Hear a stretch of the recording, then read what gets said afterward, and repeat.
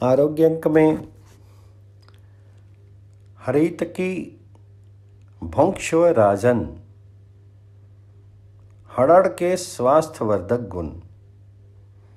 हड़ड़ या हर्रे एक ऐसा स्वयं सिद्ध रसायन है जिसके अनुपान भेद से सेवन करने पर रोग नहीं होते। विशुद्ध निरोग गऊ के मूत्र को मिट्टी के पात्र में छान करके उसमें छोटी हड़ड़ प्रायः 100 ग्राम या 200 ग्राम डाल दें। 24 घंटे के बाद उसे निकाल करके 1 सप्ताह छाया में सुखाएं। इसके बाद गोघृत में मंदाग्नि से उसे भून करके काला नमक मिला दें। तदनंतर चौड़ी शीशी में रख लें। नित्य दोपहर में भोजन के बाद तथा रात्रि में सोते समय एक एक हड़ड़ जल के साथ चबा लिया करें। इससे जीवन में कभी उदर विकार, मल अवरोध होगा ही नहीं, क्योंकि सर्वेषाम एव रोगानाम निदानम कुपिता मला, अर्थात सभी रोगों की जड़ कुपित हुआ मल ही है, ऐसा कहा गया है। हारित संहिता, जो कि आयुर्वेद का प्राचीन तथा प्रमाणिक ग्रंथ है, उसमें हारित मुनि ने शिष्य भाव से महामुनि अगस्त्य से आरोग्य संबंधी जो प्रश्न किए, उसमें सर्वाधिक गुण हड़ड़ के बताए गए हैं। हड़ड़ को शिवा स्वरूप माता पार्थी कहा है। वैद्य शिरोमणि लोलिम्बराज ने अपने वैद्य जीवन ग्रंथ में श्वास कांस की औषधि में हड़ड़ को शिवा नाम से संबोधित किया है।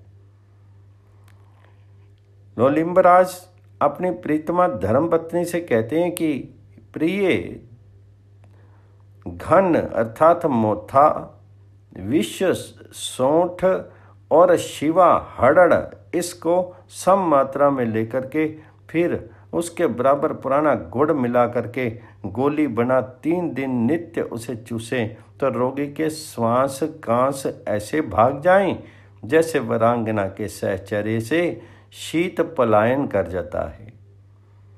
तदनुसार एक वैद्य ने एक राजा को ऋतु के अनुरूप हड़ड़ के सेवन की विधि बतलाते हुए आशीर्वाद दिया। कहा है, हे राजन, आप ऋतु के अनुरूप हड़ड़ का सेवन इस प्रकार करें। हे राजन, जैसे ऋतु के अनुरूप ग्रीष्म ऋतु में हारीतकी के बराबर गुड़ के साथ और वर्षा में सेंधा नमक के साथ, शरद काल में आंवला के चूर्ण के साथ, हेमंत काल में सौंठ के साथ, शीर में छोटी पीपल के साथ तथा बसंत में शहद के साथ हड़ड़ का सेवन करने से रोगों का नाश हो जाता है, उसी प्रकार आपके शत्रु नष्ट हो जाएं। हारित संहिता में हड़ड़ की महिमा इस प्रकार बताई गई है। छोटी हड़ड़ भून करके थोड़ा सेंधा या काला नमक मिला करके चूर्ण बना लें।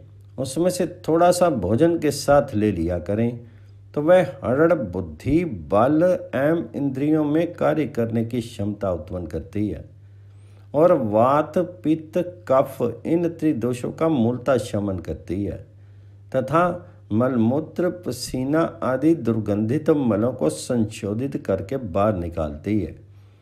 इस प्रकार हरितकी के महात्म्य में एक प्रसंग और देखें। कोई सुयोग्य वैद्य राजा को उपदेश देता है कि हे राजन, आप अनेक कटुक, कुटज, कषाय आदि औषधि न खा करके केवल हड़ड़ का ही नित्य सेवन करें। ये माता शिवा के समान हितकारिणी है। माता कभी किसी कारणवश कुपित हो भी सकती है, परंतु उदर में स्थित हड़ड़ कभी कुपित नहीं होगी। हड़ड़ प्रत्येक स्थिति में मनुष्य के अनेक रोग नष्ट करती है। महामुनि अगस्त तथा शिष्य भाव को प्राप्त मुनिवर हारित के हड़ड़ गुणात्मक इस प्रसंग से मानव मात्र को आयु, आरोग्य एवं ऐश्वर्य की वृद्धि करने के लिए प्रेरणा प्राप्त करनी चाहिए। आरोग्य अंक में शहद कितना गुणकारी। शहद आयुर्वेदिक चिकित्सा पद्धति का महत्वपूर्ण तत्व है। इसके बिना आयुर्वेदिक औषध उपचार अधूरा माना जाता है। प्रकृति में जो विविध पुष्प रस भरा पड़ा है, मधुमक्खी फूलों से विभिन्न प्रक्रियाओं से उसे परिशोधन करके शहद के रूप में तैयार करती है। शुद्ध शहद की पहचान। शहद आदिकाल से ही मधुर द्रव्य का प्रतिनिधि रहा है। इसके प्रयोग से ही इसकी उपयोगिता एवं औषधीय गुणों की जानकारी होती है। शहद में कोई तत्व विद्यमान है, इसमें ग्लूकोज तथा फ्रक्टोज पर्याप्त मात्रा में होता है। शुद्ध शहद पानी में अपने आप नहीं घुलता, जबकि चीनी थोड़ी ही देर में स्वतः ही घुल जाती है। ये शहद की सामान्य पहचान है। जो शहद जितना गाढ़ा होगा, उसमें नमी की जितनी कमी होगी, शुद्धता की दृष्टि से वह उतना ही अच्छा माना जाता है। शहद ठंड में जम जाता है और गर्मी में स्वतः ही पिघलने लगता है। शहद की ऋतु विशेष वनस्पति या पुष्प विशेष के रूप में भी पहचान की जाती है। हिमालय का कार्तिक मधु औषधि गुणों से भरपूर है। इस ऋतु का शहद जमने पर सफ़ेद, दानेदार तथा सुगंधित होता है। इसको खाने से गले में हल्की मिर्च जैसा स्वाद लगता है। ये कम मिलता है। फागुन चैत्र मास में तैयार होने वाला सरसों के फूलों का शहद भी इसी के समान होता है। वैशाख और ज्येष्ठ मास का शहद लाल रंग का होता है, जो कम जमता है। ये सुगंधित होता है। आषाढ़ महीने का शहद भी ज़्यादातर लाल रंग का होता है। कहीं कहीं स्वाद में कड़वा होता है। इस शहद का अधिक प्रयोग करने से ये शरीर में गर्मी दिखाता है। कई बार इससे पेचिश भी लग जाती हैं। शहद के औषधीय गुण। शहद की अपनी तासीर गर्म होती है। शहद खास करके जिस समय शहद छत्ते से निकालते हैं, उस समय इसका प्रभाव गर्म होता है। धीरे धीरे इसका प्रभाव सामान्य होता जाता है। शहद का विशेष गुण ये भी है कि गर्म पानी में लेने से गर्म तथा शीतल पानी में मिलाकर उपयोग करने से ठंडा होता है। प्रातः और सायं गर्म पानी में मिला करके शहद पीने से शरीर की चर्बी कम होती है। आँखों में एक बूंद प्रतिदिन डालने से आँख की ज्योति बढ़ती है तथा आँख के प्रतिरोधक क्षमता में वृद्धि होती है। गर्मियों में शहद की शिकंजी, जिसमें एक बड़े गिलास में 2 चम्मच शहद और 1-2 बूंद नींबू का रस मिलाकर पीने से शरीर को तत्काल ऊर्जा मिलती है और इससे पेशाब भी खुलकर होता है। अदरक या तुलसी के रस को चम्मच में गर्म करके उसमें शहद मिला करके उपयोग करने पर ये योग खांसी जुकाम में रामबाण प्रमाणित होता है। केवल शहद खाने से भी फायदा होता है। शहद मुंह में रखते ही तत्काल घुल करके शरीर में सीधे ऊर्जा देता है। जितना जल्दी शहद पचता है, उतना जल्दी अन्य कोई पदार्थ नहीं पचता। अनुपान के रूप में शहद का सेवन करने से औषध की शक्ति बढ़ जाती है। शहद कटे फोड़े फुंसियों पर एंटीसेप्टिक रोग निरोधक का काम करता है। चेचक के दाग शहद और नींबू के रस से हल्के किए जा सकते हैं। इन्हें मिलाकर के दाग पर लगाया जाता है, जिससे चेहरे की कांति लौट आती है। नवजात शिशु को जन्म के तत्काल बाद शहद चटाने से बच्चा निरोगी होता है। केवल शहद नित्य सेवन करने से दिल एवं दिमाग को शक्ति देता है तथा दीर्घ जीवन प्रदान करता है। इसलिए शहद को एक अर्थ में अमृत कहा जाता है। ज्यादा पुराना शहद अपना स्वाद, गुण एवं रंग खो देता है। इसलिए ताजे शहद का प्रयोग ही अधिक करना चाहिए। शहद बनाने वाली विभिन्न जाति की मधुमक्खियाँ सारंग, एपिस, मेलिफेरा भी हैं। गुणकारी तथा सुस्वादु शहद अपनी देसी मक्खी ही बनाती है। शहद का सेवन विशेष करके बच्चों और बूढ़ों को अधिक करना चाहिए। आरोग्य अंक में दैनिक जीवन में तुलसी का उपयोग और आरोग्य विधान। तुलसी एक बहुश्रुत उपयोगी वनस्पति है। भारतीय धर्म संस्कृति में तुलसी अति पवित्र और महत्वपूर्ण है। प्रत्येक हिंदू के घर आंगन में तुलसी क्यारे का होना घर की शोभा, घर के संस्कार, पवित्रता तथा धार्मिकता का अनिवार्य प्रतीक है। मात्र भारत में ही नहीं वरन विश्व के कई अन्य देशों में भी तुलसी को पूजनीय तथा शुभ माना गया है। ग्रीस में ईस्टर्न चर्च नामक संप्रदाय में भी तुलसी की पूजा होती थी और सेंट बेजिल जयंती के दिन नूतन वर्ष भाग्यशाली हो इस भावना से देवल में चढ़ाई गई तुलसी के प्रसाद को स्त्रियां घर में ले जाती थी। समस्त वृक्षों वनस्पतियों में सर्वाधिक धार्मिक, आध्यात्मिक, आरोग्य, लक्ष्मी एवं शोभा की दृष्टि से तुलसी को मानव जीवन में महत्वपूर्ण, पवित्र तथा श्रद्धेय स्थान मिला है। ये भगवान नारायण को अति प्रिय हैं। वृंदा, विष्णुप्रिया, माधवी आदि भी इसके नाम हैं। धार्मिक, आध्यात्मिक महत्ता तो इसकी है ही, आरोग्य प्रदान करने में भी इसका विशेष स्थान है। इसलिए ये आरोग्य लक्ष्मी भी कहलाती है। प्रदूषित वायु के शुद्धिकरण में तुलसी का विलक्षण योगदान है। यदि तुलसी वन के साथ प्राकृतिक चिकित्सा की कुछ पद्धतियां जोड़ दी जाएं, तो प्राण घातक और दुस्साध्य रोगों को भी निर्मूल करने में सफलता मिल सकती है। तुलसी शारीरिक व्याधियों को तो दूर करती ही है, साथ ही मनुष्य के आंतरिक भावों और विचारों पर भी कल्याणकारी प्रभाव डालती है। तुलसी के पौधे में मच्छरों को दूर भगाने का गुण है और इसकी पत्तियां खाने से मलेरिया के दूषित तत्वों का मूलतः नाश हो जाता है। तुलसी और काली मिर्च का काढ़ा बना करके पीने के सरल प्रयोग से जड़ दूर किया जा सकता है।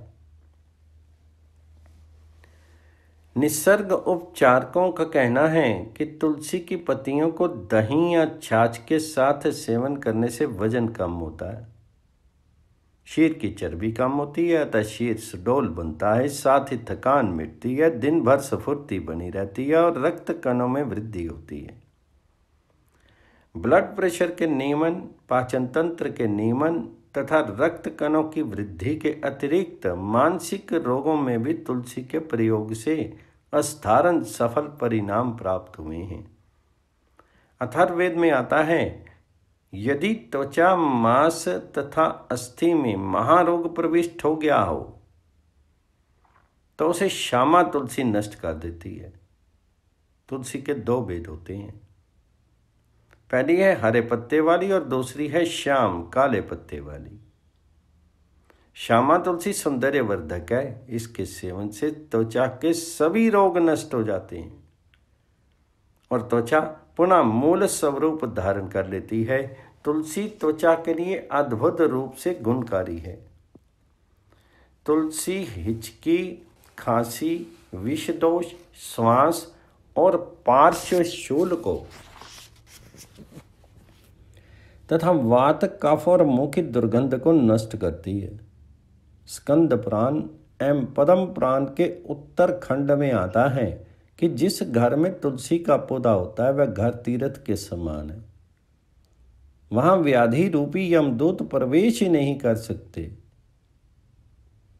तुलसी किडनी की कार्य शक्ति में वृद्धि करती है। तुलसी के रस में शहद मिलाकर के देने से एक केस में किडनी की पथरी 6 माह के निरंतर उपचार से बाहर निकल गई थी।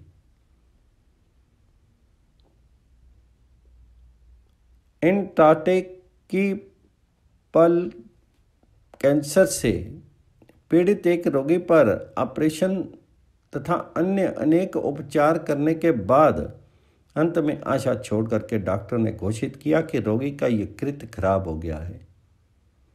ये क्षमा में भी वृद्धि हो रही है, अब ये रोग लाइलाज है। उसी समय एक वैद्य ने उक्त विधान के विरुद्ध चुनौती दी। रोगी को 5 सप्ताह तक केवल तुलसी का सेवन कराया। फलस्वरूप वह इतना स्वस्थ हो गया कि 1 मील तक पैदल चल सकता था। हृदय रोग से पीड़ित कई रोगियों के हाई ब्लड प्रेशर तुलसी के उपचार से सामान्य हुए हैं। हृदय की दुर्बलता कम हो गई है और रक्त में चर्बी की वृद्धि रुकी है। जिन्हें ऊंचाई वाले स्थानों पर जाने की मनाही थी, ऐसे अनेक रोगी तुलसी के नियमित सेवन के बाद आनंदपूर्वक ऊंचाई वाले स्थानों पर जाने में समर्थ हुए हैं।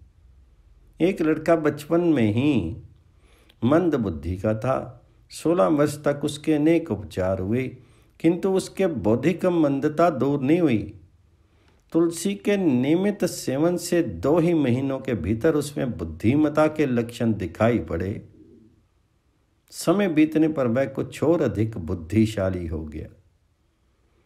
बच्चों को तुलसी पत्र देने के साथ सूर्य नमस्कार करवाने और सूर्य को अर्घ्य दिलवाने के प्रयोग से बुद्धि में विलक्षणता आती है। सफ़ेद दाग और कुष्ठ के अनेक रोगियों को तुलसी के उपचार से अद्भुत लाभ हुआ है। प्रतिदिन प्रातःकाल खाली पेट पानी के साथ तुलसी की 5-7 पत्तियों का सेवन करने से बल, तेज और स्मरण शक्ति बढ़ती है। तुलसी के काढ़े में थोड़ी शक्कर मिलाकर पीने से स्फूर्ति आती है और थकावट दूर हो जाती है। जठर अग्नि प्रदीप्त रहती है। इसके रस में नमक मिला करके उसकी बूंदें नाक में डालने से मूर्छा दूर होती है, हिचकियां भी शांत हो जाती हैं। तुलसी ब्लड कोलेस्ट्रॉल को बहुत तेजी के साथ सामान्य बना देती है। तुलसी के नित्य सेवन से एसिडिटी दूर होती है, पेचिस, कोलाइटिस आदि मिट जाते हैं। स्नायु का दर्द, जुकाम, सर्दी, मेद वृद्धि, सिर दर्द आदि में तुलसी गुणकारी है। इसका रस अदरक का रस एवं शहद समभाग में मिश्रित करके बच्चों को चटाने से उसके कुछ रोगों विशेष करके सर्दी, दस्त, उल्टी और कफ में लाभ होता है। हृदय रोग और उसके अनुषंगिक निर्बलता बीमारी में तुलसी के उपयोग से आश्चर्यजनक सुधार होता है। वजन बढ़ाना या घटाना हो तो तुलसी का सेवन करें। इससे शरीर स्वस्थ और सुडौल बनता है। मंदाग्नि, कब्जियत, गैस आदि रोगों के लिए तुलसी रामबाण औषधि सिद्ध हुई है। तुलसी की क्यारी के पास प्राणायाम करने से सौंदर्य, स्वास्थ्य और तेज की अति उत्तम वृद्धि होती है। तुलसी की सूखी पत्तियों को पीस करके उसके चूर्ण को पाउडर की तरह चेहरे पर रगड़ने से चेहरे की कांति बढ़ती है और चेहरा सुंदर दिखता है। मुहासों के लिए भी तुलसी अत्यंत उपयोगी है। तांबे के बर्तन में नींबू के रस को 24 घंटे तक रख छोड़िए। फिर उसमें इतनी ही मात्रा में काली तुलसी का रस, काली कसौंजी का रस मिलाइए। इस मिश्रण को धूप में सुखा करके गाढ़ा कीजिए। इस लेप को चेहरे पर लगाने से धीरे धीरे चेहरा स्वच्छ, चमकदार, सुंदर, तेजस्वी बनेगा तथा कांति बढ़ेगी। काली मिर्च, तुलसी और गुड़ का काढ़ा बना करके उसमें नींबू का रस मिला करके दिन में 2-2 या 3-3 घंटे के अंतर में गरम गरम पिएं। फिर कंबल ओढ़ करके सो जाएं। ये काढ़ा मलेरिया को दूर करता है। श्लेष्मक ज्वर।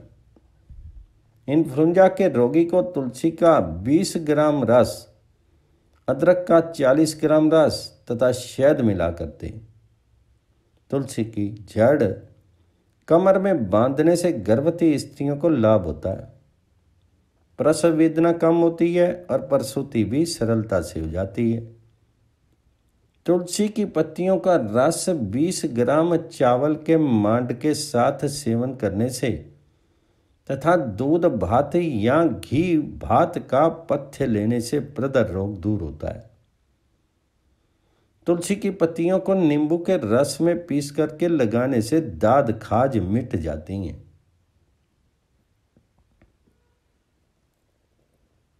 तुलसी का पाउडर तथा सूखे आंवलों का पाउडर पानी में भिगो करके रख दीजिए।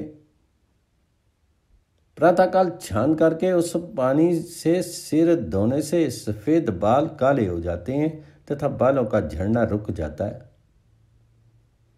तुलसी और अदरक का रस शहद के साथ लेने से उल्टी में लाभ होता है। पेट में दर्द होने पर तुलसी की ताजी पत्तियों का 10 ग्राम रस पिएं। इस तरह आरोग्य दान करने में तुलसी बहुत ही महत्वपूर्ण है। हमें चाहिए कि जगह जगह तुलसी के पौधे लगा करके तथा तुलसी के बीज डाल करके तुलसी का वृंदावन बनाएं। वातावरण को शुद्ध पवित्र करके स्वस्थ करें तथा स्वस्थ रहें। आरोग्य अंक में पुष्पों का चिकित्सीय उपयोग। पुष्प जहाँ अपने दर्शन से मन को आनंदित एवं प्रफुल्लित करते हैं, वहीं वे अपनी सुगंधि से संपूर्ण परिवेश को आप्यायित करके सुवासित भी कर देते हैं। अपने आराध्य के चरणों में प्रेमी भक्त की पुष्पांजलि प्रेम स्पद का सहसा प्राकट्य करा देती है। पुष्पों की अनंत महिमा है। पुष्प के सभी अव्यय उपयोगी होते हैं। इनके यथाविधि उपयोग से अनेक रोगों का शमन किया जा सकता है। फूलों के रस से तैयार किया गया लेप बाह्य रूप से त्वचा पर लगाने से उसकी सुगंधि हृदय तथा नासिका तक अपना प्रभाव दिखा करके मन को आनंदित कर देती है। सबसे अच्छी बात यह कि पुष्प चिकित्सा के कोई दुष्प्रभाव नहीं होते। फूलों को शीर पर धारण करने से शीर की शोभा, कांति, सौंदर्य और शीर की वृद्धि होती है। उनकी सुगंधि रोगनाशक भी है। फूल के सुगंधित परमाणु वातावरण में घुल करके नासिका की झिल्ली में पहुंच करके अपनी सुगंधि का एहसास कराते हैं और मस्तिष्क के अलग अलग हिस्सों पर अपना प्रभाव दिखा करके मधुर उत्तेजना या अनुभव कराते हैं। पुष्प की सुगंधि का मस्तिष्क, हृदय, आँख, कान तथा पाचन क्रिया आदि पर अनुकूल प्रभाव पड़ता है। ये थकान को तुरंत दूर करते हैं। इनकी सुगंधि से की गई उपचार प्रणाली को एरोमा थेरेपी कहा जाता है।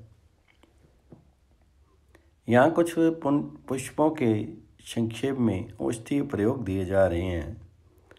सम्यक जानकारी प्राप्त करके उनसे लाभ उठाया जा सकता है। पहला है कमल। कमल और लक्ष्मी का संबंध अविभाज्य है। कमल सृष्टि की वृद्धि का द्योतक है। इसके पराग से मधुमक्खी शहद तो बनाती है। इनके फूलों से तैयार किए गए गुलकंद का उपयोग प्रत्येक प्रकार के रोगों में तथा कब्ज के निवारण हेतु किया जाता है। कमल के फूल के अंदर हरे रंग के दाने से निकलते हैं, जिन्हें भून करके मखाने बनाए जाते हैं, परंतु उनको कच्चा छील करके खाने से ओज एवं बल की वृद्धि होती है। इसका गुण शीत है। इसका सबसे अधिक प्रयोग अंजन की भांति नेत्रों में ज्योति बढ़ाने के लिए शहद में मिला करके किया जाता है। पंखड़ियों को पीस करके उपटन में मिला करके चेहरे पर मलने से चेहरे की सुंदरता बढ़ती है। आगे है केवड़ा। इसकी गंध कस्तूरी जैसी मोहिक होती है। इसके पुष्प दुर्गंध नाशक तथा उन्मादक हैं। केवड़े का तेल उत्तेजक सांस विकार में लाभकारी है।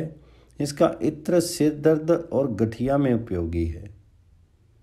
इसकी मंजरी का उपयोग पानी में उबाल करके कुष्ठ, चेचक, खुजली तथा हृदय रोगों में स्नान करके किया जा सकता है। इसका अर्क पानी में डाल करके पीने से सिर दर्द तथा थकान दूर होती है। बुखार में एक बूंद देने से पसीना बाहर आता है। इसका इत्र 2 बूंद कान में डालने से कान का दर्द ठीक हो जाता है। आगे है गुलाब। गुलाब का पुष्प सौंदर्य, स्नेह एवं प्रेम का प्रतीक है। इसका गुलकंद रेचक है जो पेट और आंतों की गर्मी शांत करके हृदय को प्रसन्नता प्रदान करता है। गुलाब जल से आंखें धोने से आंखों की लाली तथा सूजन कम होती है। गुलाब का इत्र उत्तेजक होता है और इसका तेल मस्तिष्क को ठंडा रखता है। गुलाब के अर्क का भी मधुर भोज्य पदार्थों में प्रयोग किया जाता है। गर्मी में इसका प्रयोग शीतवर्धक होता है। चंपा। चंपा के फूलों को पीस करके कुष्ठ रोग के घाव में लगाया जा सकता है। इसका अर्क रक्त कृमि को नष्ट करता है। इसके फूलों को सुखा करके बनाया गया चूर्ण खुजली में उपयोगी है।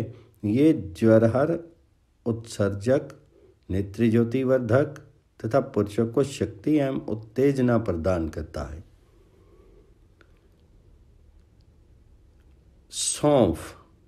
शतपुष्पा। सौंफ अत्यंत गुणकारी है। सौंफ के पुष्पों को पानी में डाल करके उबाल लें। उसमें एक बड़ी इलायची और कुछ पुदीने के पत्ते भी डाल दें। अच्छा ये रहे कि मिट्टी के बर्तन में उबाले पानी को ठंडा करके दांत निकलने वाले बच्चे या छोटे बच्चे को गर्मी से पीड़ित हों उन्हें एक एक चम्मच कई बार दें। इससे उनके पेट की पीड़ा शांत होगी और दांत भी ठीक प्रकार से निकलेंगे। गेंदा। मलेरिया के मच्छरों का प्रकोप दूर करने के लिए यदि गेंदे की खेती गंदे नालों और घर के आसपास की जाए तो इनकी गंध से मच्छर दूर भाग जाते हैं। लीवर के रोगी के लीवर की सूजन, पथरी एवं चर्म रोगों में इसका प्रयोग किया जा सकता है। बेला। यह अत्यधिक सुगंध युक्त पुष्प है। यह गर्मी में अधिकता से फूलने वाला पौधा है। बेले के हार या पुष्पों को अपने पास रखने से पसीने में गंध नहीं आती।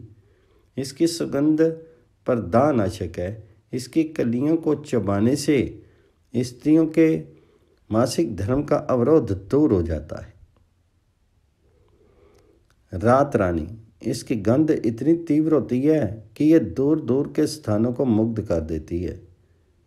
इसका पुष्प प्रायः सायंकाल से लेकर के अर्धरात्रि के कुछ पूर्व तक सुगंध अधिक देता है, परंतु इसके बाद धीरे धीरे क्षीण होने लगता है। इसकी गंध से मच्छर नहीं आते।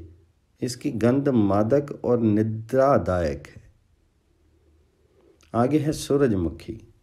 इससे विटामिन ए तथा डी होता है। ये सूर्य का प्रकाश न मिलने के कारण होने वाले रोगों को रोकता है। इसका तेल हृदय रोगों में कोलेस्ट्रॉल को कम करता है। चमेली। चर्म रोगों, पायरिया, दंतशूल, घाव, नेत्र रोगों और फोड़ों फुंसियों में चमेली का तेल बना करके उपयोग किया जाता है। ये शरीर में रक्त संचार की मात्रा बढ़ा करके उसे स्फूर्ति प्रदान करता है। इसके पत्ते चबाने से मुंह के छाले तुरंत दूर हो जाते हैं और मानसिक प्रसन्नता देने में चमेली का अद्भुत योगदान है। केसर। यह मन को प्रसन्न करता तथा चेहरे को कांतिमान बनाता है। यह शक्तिवर्धक, वमन को रोकने वाला तथा वात, पित्त एवं कफ त्रिदोषों का नाशक है। तंत्रिकाओं में व्याप्त उद्विग्नता एवं तनाव को केसर शांत रखता है। इसलिए इसे प्रकृति प्रदत्त ट्रैंक्विलाइजर भी कहा जाता है। दूध या पान के साथ इसका सेवन करने से यह अत्यंत ओज, बल, शक्ति एवं स्फूर्ति को बढ़ाता है। अशोक, ये मदन वृक्ष भी कहलाता है। इसके फूल, छाल तथा पत्तियां स्त्रियों के अनेक रोगों में औषधि के रूप में उपयोगी हैं। इसकी छाल का आसव सेवन करा करके स्त्रियों की अधिकांश बीमारियों को ठीक किया जा सकता है। धाक अर्थात पलाश, धाक को अप्रतिम सौंदर्य का प्रतीक माना जाता है क्योंकि इसके गुच्छेदार फूल बहुत दूर से ही आकर्षित करते हैं। इसी आकर्षण के कारण इसे वन की ज्योति भी कहते हैं। इसका चूर्ण पेट के किसी भी प्रकार के कृमि का नाश करने में सहायक है। इसके पुष्पों को पानी के साथ पीस करके लुगदी बना करके पेड़ों पर रखने से पथरी के कारण दर्द होने पर या मूत्र न उतरने पर लाभ होता है। गुड़हल अर्थात जवा, गुड़हल के पुष्प का संबंध गर्भाशय से है। ऋतुकाल के बाद यदि फूल को घी में भून करके स्त्रियां सेवन करें तो गर्भ स्थिर होता है। गुड़हल के फूल चबाने से मुंह के छाले दूर हो जाते हैं। इसके फूलों को पीस करके बालों में लेप करने से बालों का गंजापन मिटता है। यह उन्माद को दूर करने वाला एकमात्र पुष्प है। गुड़हल शीतवर्धक, बाजीकारक तथा रक्त शोधक है। इसे सुजाक के रोग में गुलकंद या शरबत बना करके दिया जा सकता है। इसका शरबत हृदय को फूल की भांति प्रफुल्लित करने वाला तथा रुचिकर होता है। शंख पुष्पी विष्णुक्रांता, शंख पुष्पी गर्मियों में अधिक खिलता है। ये घास की तरह होता है। इसके फूल, पत्ते तथा डंठल तीनों को उखाड़ करके पीस करके पानी में मिला करके छान लेने तथा इसमें शहद या मिश्री मिलाकर पीने से पूरे दिन मस्तिष्क में ताजगी रहती है, सुस्ती नहीं आती। इसका सेवन विद्यार्थियों को अवश्य करना चाहिए। आगे है बबुल, जिसको कीकर भी कहते हैं। बबुल के फूलों को पीस करके सिर में लगाने से सिर दर्द गायब हो जाता है। इसका लेप दाद और एक्जिमा पर करने से चर्म रोग दूर होते हैं। इसके अर्क के सेवन से रक्त विकार दूर हो जाता है। ये खांसी और सांस के रोग में लाभकारी है। इसके कुल्ले दंत क्षय को रोकते हैं।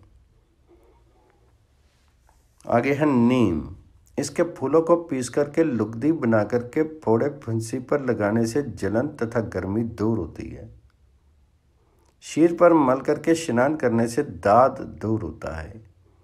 यदि फूलों को पीस करके पानी में घोल करके छान लें और इसमें शहद मिलाकर पिएं तो वजन कम होता है तथा रक्त साफ होता है। ये संक्रामक रोगों से रक्षा करने वाला है। नीम हर प्रकार से उपयोगी है। इसे घर का वैद्य कहा जाता है। लौंग, ये अमाशय और आंतों में रहने वाले उन सूक्ष्म कीटाणुओं को नष्ट करती है जिनके कारण मनुष्य का पेट फूलता है। ये रक्त के श्वेत कणों में वृद्धि करके शीर की रोग प्रतिरोधक शक्ति में वृद्धि करती है। शीर तथा मुंह के दुर्गंध का नाश करती है। शीर के किसी भी हिस्से पर इसे घिसकर लगाने से दर्दनाशक औषधियों का काम करती है। दाढ़ी या दंत शूल में मुंह में डाल करके चूसने से लाभ होता है। इसका धूम्र सेवन शरीर में उत्पन्न अनावश्यक तत्वों को पसीने द्वारा बाहर निकाल देता है। जूही, जूही के फूलों का चूर्ण या गुलकंद अम्ल पित्त को नष्ट करके पेट के अल्सर तथा छाले को दूर करता है। इसके सानिध्य में निरंतर रहने से क्षय रोग नहीं होता। माधवी, चर्म रोगों के निवारण के लिए इसके चूर्ण का लेप किया जाता है। गठिया रोग में प्रातःकाल फूलों को चबाने से आराम मिलता है। इसके फूल सांस रोग को भी दूर करते हैं। हरसिंहार, पारिजात ये गठिया रोगों का नाशक है। इसका लेप चेहरे की कांति को बढ़ाता है। इसकी मधुर सुगंध मन को प्रफुल्लित कर देती है। आक इसका फूल कफ नाशक है। ये प्रदाह कारक भी है। यदि पीलिया रोग में पान में रख करके 1 या 2 कली 3 दिन तक दी जाए तो काफ़ी हद तक आराम होता है।